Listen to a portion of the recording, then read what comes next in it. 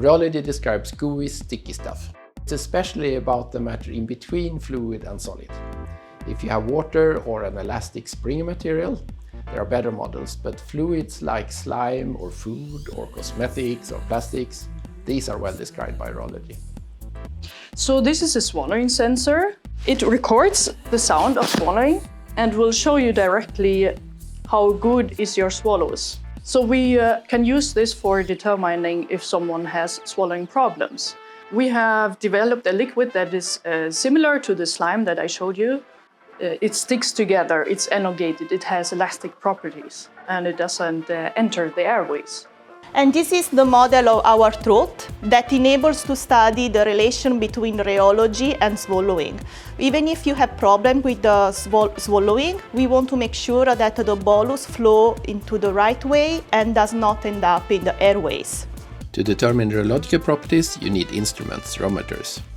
Sometimes you need a strong motor and a separate sensor, and a fixed inner system. For other fluids and applications, you need an ultrasensitive sensor or just room for additional equipment.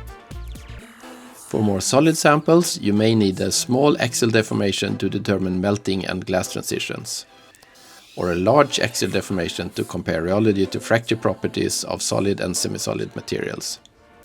The same rig can also be used to create a contraction flow for determination of extensional rheology.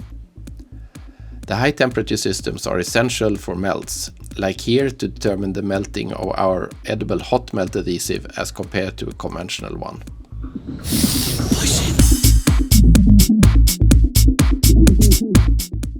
I'm planning to do the rheology of the cement paste. Based on the rheology, you can see how the additives in the cement paste are having effect on the rheology.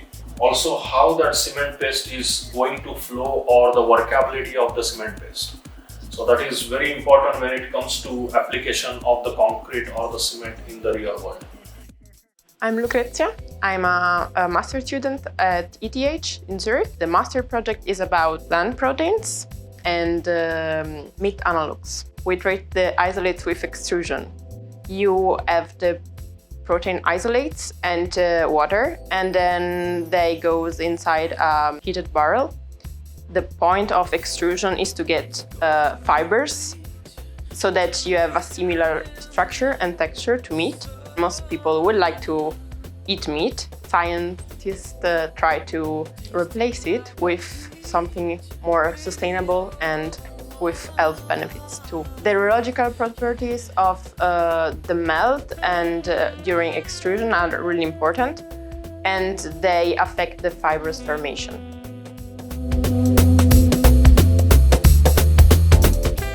Consistency is also important when you want to 3D print food.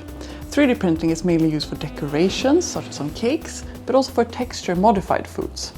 And you need a special rheological behavior so that each layer sticks to each other or stick to the one below but doesn't flow out. With 3D printing, you can tailor the texture and the nutritional content for people with, for example, swallowing disorders. And that is common when you get older. So you start with mashing up the real foods, which can either be vegetables or meat, and then you add egg and starch to create a texture that has some chewing resistance but is then easier to swallow. And who knows, in a couple of years 3D printers might be as common as microwave ovens are now. These were a few examples of what rheology is. Join the networks and follow the links and you will see many more. I love slimy stuff.